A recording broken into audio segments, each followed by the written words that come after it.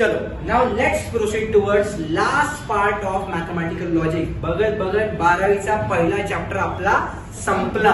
बरोबर.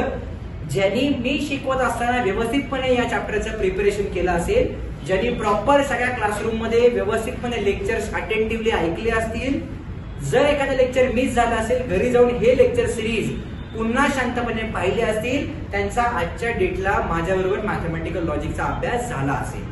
बरोबर. Last part आहे या पर्टिक्युलर टॉपिकचा, ज्याला आपण क्वांटिफायर्स असं म्हणणार आहोत. दोन टाईपचे क्वांटिफायर्स आहेत. पहिलं आपण ऑर लिहून आडवी लाईन मारतो. हे निगेशन ऑर नाहीये. जसं आपण लेस दॅन ला नॉट लेस दॅन असं लिहितो, ग्रेटर दॅन लिहित नाही आपण निगेशन लिहिताना.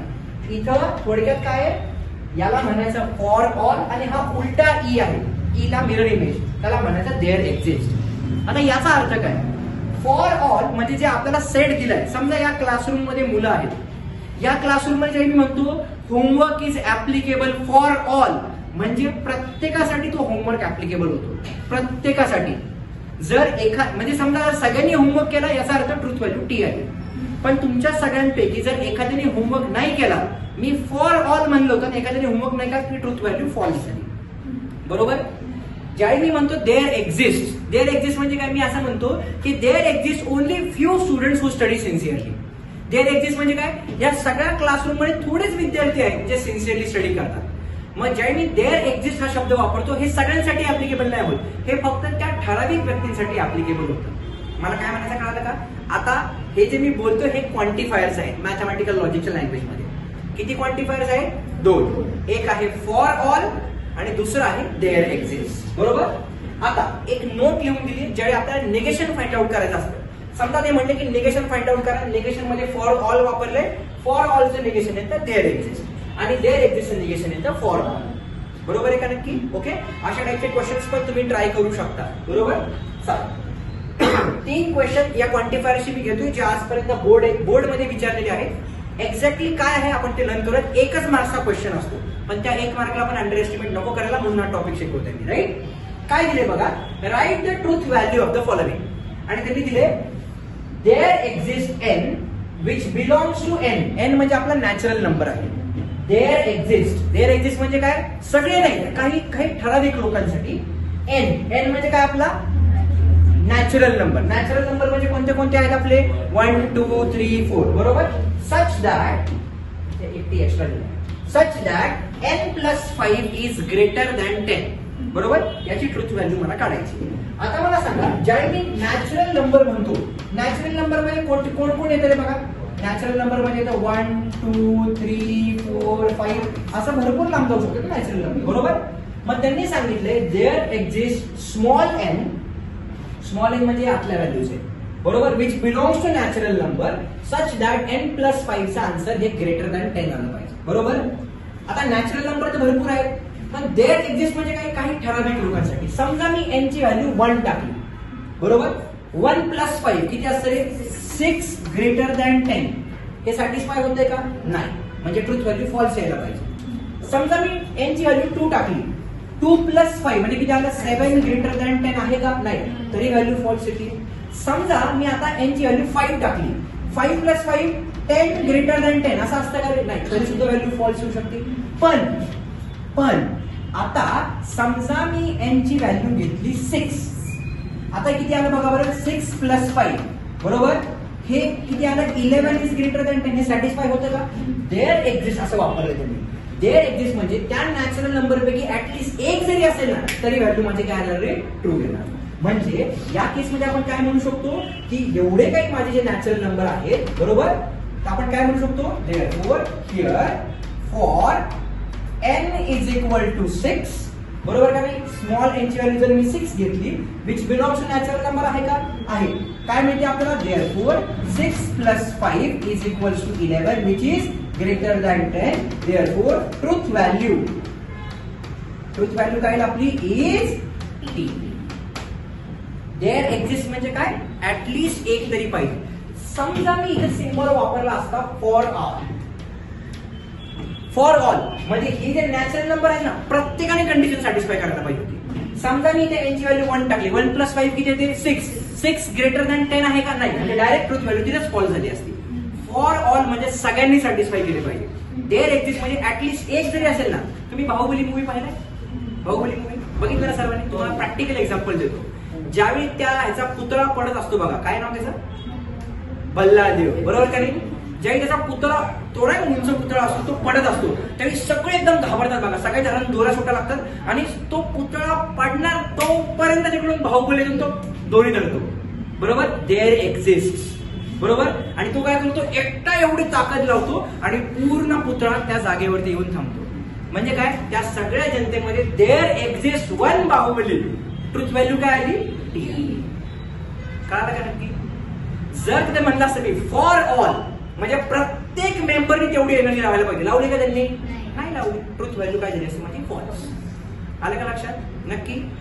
आता आपण याबद्दल बोलूया. क्वेश्चन कळाला नक्की? याबद्दल बोलूया. त्यांनी इथं नॅचरल नंबर दिले नव्हते, आपण आपल्या मनाने अजून केले. या केस मध्ये त्यांनी ऑलरेडी एक सेट दिलाय आपल्याला, बरोबर? काय काय दिलं त्या सेटमध्ये? 3, 5, 7, 9, 11, 12. Determine the truth value of the following. There exist. There exist म्हणजे काय? ऍटलीस्ट एक तरी पाहिजे. आणि हा एक्स कोणामधून बिलॉंग करतोय? या ए मधून बिलॉंग करतोय. याचा अर्थ असतो देअर एक्झिस्ट काय? Belongs to. हा असतो बिलॉंग्स टू.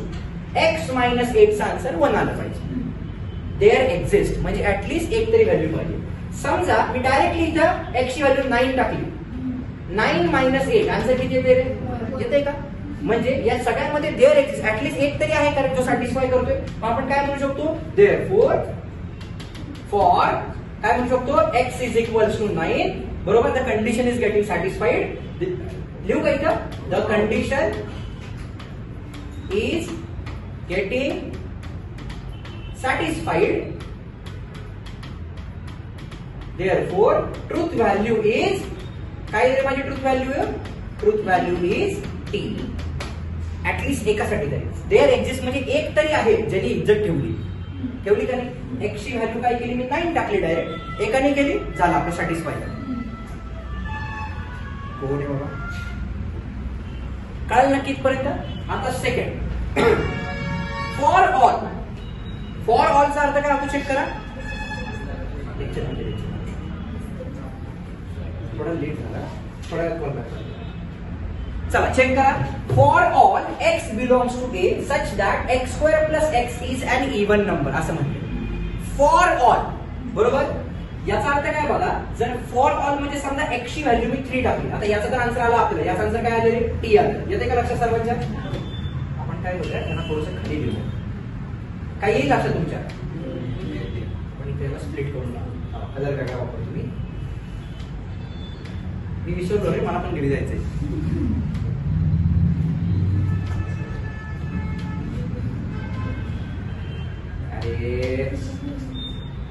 येस, बरोबर.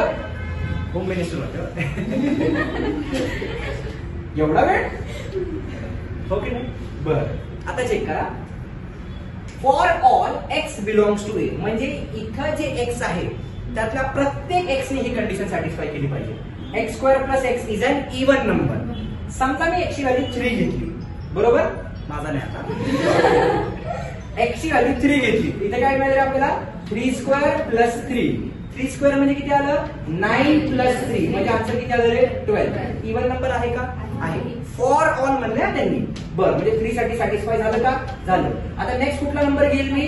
5. 5 स्क्वेअर प्लस 5 किती आलं रे? 30. बरोबर आहे का रे? आहे का इव्हन नंबर? आहे.